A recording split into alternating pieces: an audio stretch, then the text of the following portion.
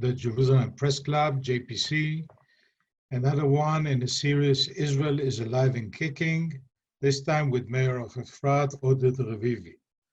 Oded Revivi received his bachelor's degree in law from East London Law School and master's degree in social sciences and public policy from the Hebrew University in Jerusalem. He is a lieutenant colonel in the reserves in the Armor Corps of the IDF, and under his leadership and command, his tank regiment received the President of Israel Prize for Excellence. He has been the mayor of Efrat since 2008, so this is his third term as mayor, and in his tenure, the population of Efrat grew by more than 60%. Oded is also the chief foreign envoy of the Yesha Council. Oded, thank you very much for being with us. And let's talk about the following things: the formation of the government, what it means to representation of the settlers' voice. And the second one is the Pompeo visit with focus on the sovereignty or annexation issue. And then we'll talk about other things.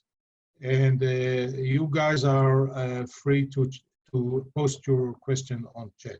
Oded, so let's start. Do you want to ask me? You want me just to start taking what I think about this these two topics? How do you want to do it? Yes. The formation of the government first. Okay, so the formation of the government, I have to admit, I've been one of those who's been pushing for a unity government. After we ended with the third round of elections with either sides being able to form a coalition of 61 members of Knesset, I thought the only way to save us from going to a fourth round would actually be to have a unity government. Whether the outcome of that government is what we hoped, had desired, I think everybody has their different opinions and drawbacks. I hear the criticism about the amount of ministers that there are in that government. But I think if both the leaders, Netanyahu and Gantz, will be able to take the opportunity of forming such a wide government with such so many members of Knesset to lead us through a time of making the country more united and more involved in what is the importance for every single individual in this country, something good might come out of this government.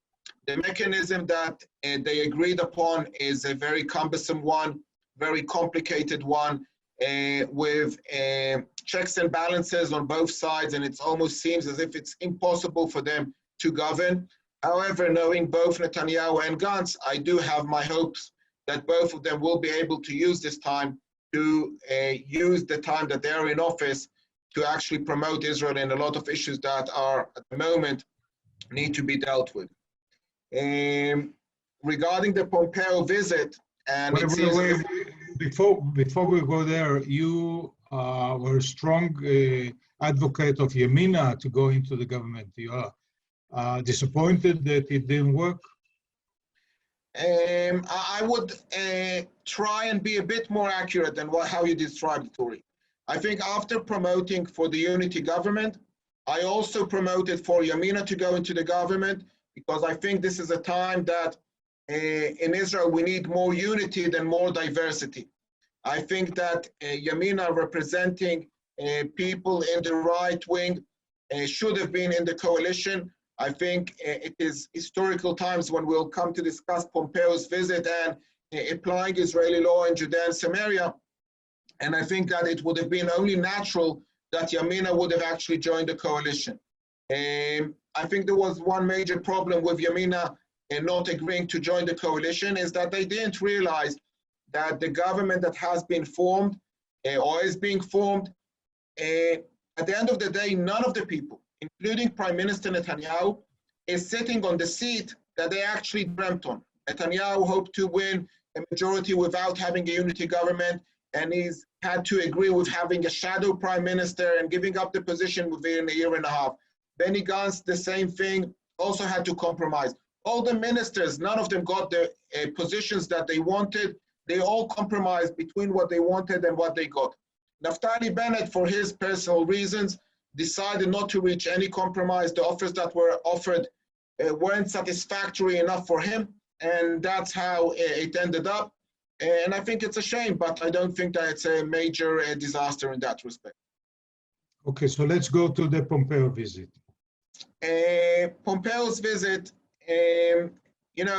before he actually arrived in Israel, most of the outlets reported that the two major issues that will be discussed are the Iran issue and battling Corona, COVID-19. The estimates whether applying Israeli law in Judea and Samaria will be the third topic, yes or no, and depending from which side you came of the political map, depending on your sources, you had your interpretation of whether that was going to be one of the topics. I would say that if we didn't have COVID-19, it would have been probably one of the most two important issues that he would have come to discuss: Iran and applying Israeli law. It is also no coincidence that within the coalition agreement, the date of the 1st of July appears, because when I was with Prime Minister Netanyahu in DC in December, when President Trump actually made his announcement, it was made evident for me that the Trump deal is here to serve first and outmost the American interest.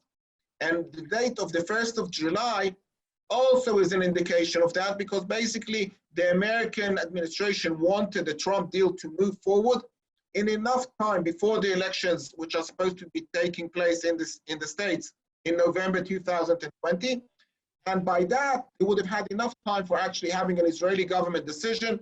Then, if there would have been any petitions drawn to the Security Council, they could have vetoed it, and they would have had enough time to get political gain of applying Israeli law in order to satisfy their base in the United States. COVID-19 attacked everybody, and all of a sudden we see that the first two important issues that Secretary Pompeo brought with him to discuss are Iran and COVID-19. But here comes the twist in the story. He also came and started discussing China, which Israelis didn't really anticipate that will be one of the topics that Secretary Pompeo would be discussing. And that's why I think that COVID-19 might have slightly changed the priorities of the American administration. And I'm not sure yet, because it's only a day after we actually visited here, and we don't have yet enough information as what actually happened in the meetings yesterday. But I wouldn't be surprised if American pressure is not going to be as was anticipated at the beginning to go forward with applying Israeli law in Judea and Samaria due to a change of priorities within the American administration. What is your scenario about the applying Israeli law? It must go through the deal of the century, we call it. And we just heard even David Friedman, the ambassador of the United States in Israel, warning against any unilateral steps. So how do you foresee this plan being fulfilled? Here again, I'm not surprised. As I said, I was in DC when the Prime Minister was there. Beforehand, for the last 2.5 years, I've been holding meetings with the administration, with the special envoys that were in this region. I was in touch with people in the administration throughout the time that the deal of the century was actually being drawn and planned. I have to admit, I wasn't a part of the people who knew the secret as to what was President Trump actually going to say when he spoke on that Tuesday in DC. But for me, it was clear from the Monday beforehand, when we actually met Prime Minister Netanyahu, what are the two sides of the equation? That yes, we will be able to go down the route of applying Israeli law in Judea and Samaria. The price tag for it was that we will have to have a period of time of negotiations with the Palestinians, again, mainly to satisfy the American interest, which needed to show the Gulf states that the Palestinian issue is really being dealt with and is on the table. Some of the Israelis, some of my peers, decided either to not understand or just to interpret or just to listen to what they wanted. They said, yes, to sovereignty, or I think it's more accurate to say yes to applying Israeli law over Judea and Samaria, but not to the Palestinian state. When they came out with that statement, way before the American administration was ready for an Israeli spokesman to come and say that he's against the deal, it really took the whole deal of the century in a different time framework, where Jared Kushner had to go and say to the press, things are not going to go as rapidly as Prime Minister Netanyahu had announced. We need now to have a mapping committee. There needs to be a whole process. Having said that, the date of the 1st of July still appears in the coalition agreement, because I think that Prime Minister Netanyahu needed to leave a route for him to comply with expectations of the American administration. I'm one of those who doubts whether there is a mapping committee. I mean, we know the people who are supposed to sit in the mapping committee. I doubt if they're really sitting and drawing maps. I think, to answer your question, Uri, the situation could have been very simple. Even if we would have gone down the scenario of days from the announcement in DC, that they could have said that they're applying Israeli law over the municipal borders of the towns and cities which are today in Judea and Samaria. Those maps are drawn. The army knows how to protect the Israeli towns and cities in Judea and Samaria. And in that respect, there didn't need to be too much time in order now for there to be a mapping committee. So I just want to make clear, if I understood you well, so the need to talk to the Palestinians is only to appease the Gulf states or the other states, and not to really negotiate with the Palestinians about the deal? No, I'm not saying that it's not to negotiate with the Palestinians. But what happened was, when people came out criticizing the Trump deal from the right-wing camp, before the Americans were ready for it, or because it came so quickly that it didn't give enough time for the Americans to say, look, we offer the Palestinians negotiations, they're not even willing to come to negotiations, that's why we don't need to take them into account anymore. I do think that there is a genuine attempt to try and sit down for 4 years and try and resolve issues. Whether you think that's practical, promising, optimistic, realistic, you can use whichever term you want. I think most people had their doubts if that period of time will really bring into some sort of compromise by the Palestinian people. But there were two other trains which left the station at the same time. One was the Israeli politics to try and provide a change in reality in Judea and Samaria, and one for the American administration to actually show the Gulf states, look, we tried with the Palestinians, let's carry on with what we're interested. We don't need to carry on worrying about them. The Americans keep saying that it's an Israeli decision whether to go on with this or not. And what kind of, again, what kind of chances you give to the whole idea of applying Israeli law on Judea and Samaria when this government is double-headed, with each head having a veto power over the other? So there are two issues. The issue of the government is actually might be a more promising coalition than we might have had in a different scenario. Because if we would have had a right-wing government, and we know from the days running up to the elections, and definitely after the elections, there were people in the right wing who said they are for sovereignty, for applying Israeli law, they're against the Palestinian state, which, as you mentioned, and as I said, that's against the vision of the Trump deal. But at the moment, it seems like even if Yamina would have gone into the coalition, even if all the ministers of the Likud vote against the Trump deal, there is a potential within a government that has been established, relying on blue and white ministers to actually have a majority for applying the Israeli law, because the ministers of blue and white with Netanyahu is a majority. So there's been an interesting coalition which might be even more promising regarding the potential of it actually happening. Regarding Secretary Pompeo and David Friedman always repeating that it is an Israeli decision, they're absolutely right. But everybody understands that the minute the Israeli government, the Israeli Knesset, whoever is going to decide that resolution, is going to decide it, there are going to be petitions drawn to the Security Council. And this is where Israel needs the backing of the United States and can't make a decision without the backing of the United States, because we will need to have the veto of the Americans. Now, the days before the elections, when we understood that Jared Kushner said, hey guys, it's not going to be like you thought, it's not a matter of days, it's going to take weeks and months, there was pressure on Prime Minister Netanyahu to actually make a declaration before the elections. And he kept on saying in every meeting we've had with him, guys, I wish I could, the Americans are holding me back, I can't make the declaration now. As I said, I'm not updated as to exactly what was said in the meetings yesterday.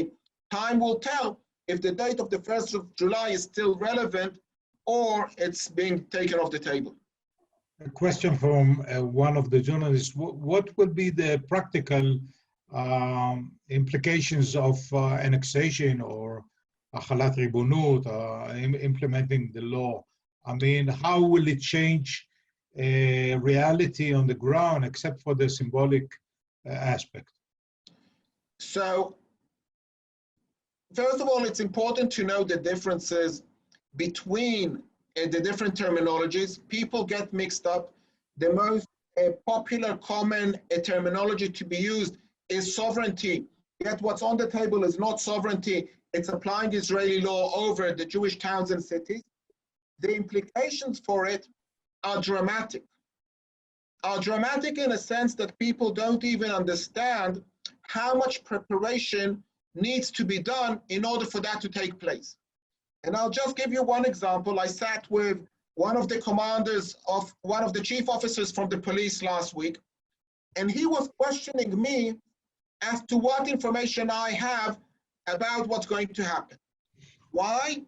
Because the minute that is going to be implemented, the outcome is that if today in Judea and Samaria we live under military law, under the commander of the central district of the Israeli army, he is not going to have any power over us. We're going to become part of the state of Israel, and the people who are going to be responsible here are the police. One of the major differences, and that was mentioned, is building issues. If today building in Judea and Samaria is a process that is extremely long bureaucracy because of the political issue and the international community, that is not going to be the case anymore, because the planning committees are going to be the same ones as in Jerusalem, Tel Aviv, or Haifa. It's funny to say, but some of us were raising an eyebrow. Is it better to be in the Israeli bureaucracy or to be in the international community bureaucracy? Because sometimes people said we were building in Judea and Samaria faster than what you can build in Tel Aviv and in Haifa. But the implication is that the Israeli law will apply. You don't need for every single legislation that's being passed in the parliament to be adopted by the commander of the army in Judea and Samaria, and all the rules and regulations will be common practice in Judea and Samaria. Do you see a scenario where, as part of the deal, there is a Palestinian state together with the appliance of Israeli law on the Jewish settlements and cities? It was made quite clear from even the day before the announcement was made that the 4-year negotiation can lead to a potential Palestinian state. When that issue was raised in front of the Prime Minister, he said, guys, don't be so afraid of the title, a Palestinian state. Practically, it doesn't really mean too much of a change of what we have today, because the Palestinian state, so-called, upon the suggestion, if we even reach it after the term of negotiations, will mean a state which doesn't have control over its borders, and it means a state which doesn't have its own army. And in a way, Prime Minister was trying to suggest that it's more or less what there is the Palestinian Authority today, with its elected officials, with its judicial system, with its police force. It's not going to be a state that people are afraid of. Another thing which was important that was made, to me at least, clear, was that the list of conditions in order to start the negotiations basically meant that the Palestinian people need to take upon themselves so many changes and so many adoptions to actually live one alongside with the Israeli state that really was trying to draw a picture of not of a conflict, but rather a resolution and reconciling with the fact that the Jews are here and the Arabs are here, and let's try and see how we can live together. Again, the picture that was drawn was so optimistic that I said it's taking wolves and turning them into sheep. If that's possible, then maybe there is hope and there is potential. As a religious Jew, I think we need to try and give it a chance. I can't say I don't believe them and not even start a negotiation. What are the chances that it will succeed? Each one has his own estimate, and I think they're all valid. If it doesn't succeed, and we know that Abu Mazen is not getting any younger, and maybe after him there is a collapse of the Palestinian Authority, and then what? Is there a one state between the Jordan and the river, one man, one vote, or what? I think the issue that you're raising is definitely a concern. I think the issue of a one state definitely has difficult questions which are not being answered. And that's why I traditionally, and when I spoke to Jason Greenblatt on his first visit to Israel, I said we need to find something new, something which is not the two-state solution, something which is not the one-state solution, because both those plans are suffering from difficult questions which are not being answered.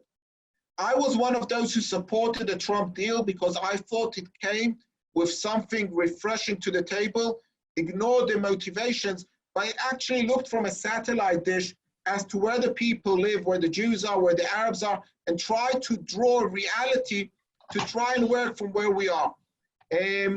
If it's going to work or not, only time will tell. Israel has put a lot of effort in trying to maintain and secure and ensure that the Palestinian Authority is not collapsing. One of the things which were extremely ironical was during the elections that Prime Minister Netanyahu was blamed for actually taking money into the Gaza Strip because he wanted to make sure that the humanitarian crisis wasn't going to collapse, and in order to make sure that the administration there is not collapsing, because he understood that that's the safety of Israel. And the critics against him said, oh, you're cooperating with them.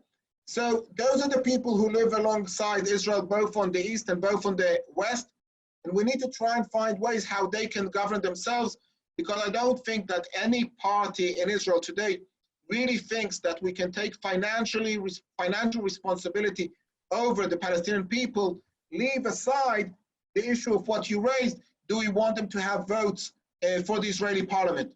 We saw what happened in the last two rounds of elections, where the Arab voters got more representatives in the parliament.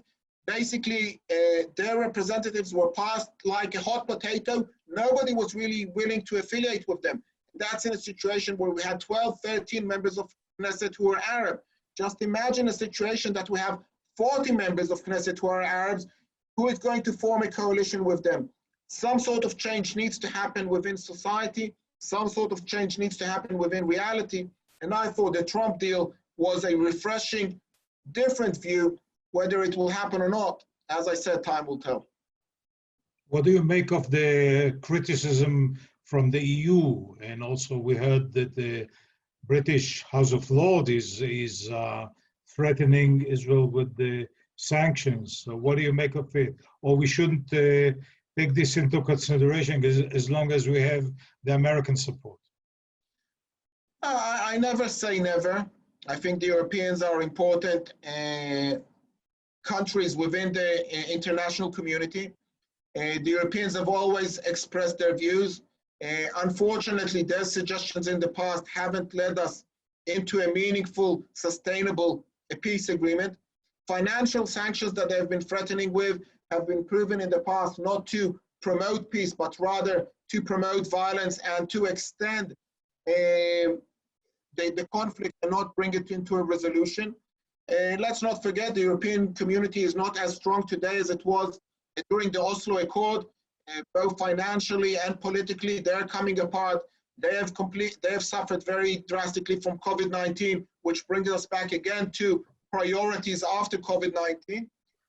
But I think in that respect, Prime Minister Netanyahu did realize that, and if you see what he's done in the last few years, understanding that at the end of the day, each nation who is a member of the United Nations has one vote. He collected fingers from countries that we never had any relationships in the past, whether it's in Asia, whether it's in Africa, and those countries are now a much stronger safety net that Israel needs, not just relying on the United States, but also being able to say to the Europeans, the level of threat that you have over Israel has slightly weakened as opposed to what we were used to in the past. You keep quoting Prime Minister Netanyahu, but do you sincerely believe him? Because we just saw the deal of forming the coalition, the level of mistrust is amazing. So you stand out as one of the true believers or few believers of him keeping his word. Listen, if you take the forming of the coalition as Prime Minister Netanyahu, who's the one who's kept or not kept his word, I think he's one of those who kept his word the most. I think he's surrounded by people which didn't keep their word, promised one thing to their voters and completely formed a completely contradicting coalition than what they promised. He, on that respect, said, I will be the next prime minister. I will be the one who's forming the coalition. And it seems like he's managing to do it. You know, what drew me into politics was being a ordinary resident, sitting in my lounge, seeing the politicians promising one thing and doing another thing. I try and run my city in a way that I don't want to hear my residents say, oh, things that he's seeing from there, we can't see from there, and that's why he's changing his views. I think all politicians need to invest more time in a dialogue with their constituency, with their residents. There's a problem in Israel that it's not direct, that it's not constitutional vote, that you have your own elected official that you can actually get his response. And that's why politicians feel that they can change their views without explaining it to the public. At the end of the day, we have once in a while, maybe sometimes 3 times in a year, elections where we can actually express our views as to the behavior of our politicians. It seems like at the end of the day, it's not just Oded Revivi. Prime Minister Netanyahu's support is growing bigger, where other parties are crumbling and coming apart. And there is something to say, the way that he's managed to handle his family affairs, party affairs, Israeli politics, international politics, and legal allegations all at the same time, and carry on having his head above the water, is something that I look at, try and learn how he's managed to do it. Not say that I want to adopt all his manners, but I think that's the answer as to why he's managing and other politicians are not managing. Last question is about the possibility of true peace between Israeli and Palestinians in Yehuda v'Shomron, in West Bank.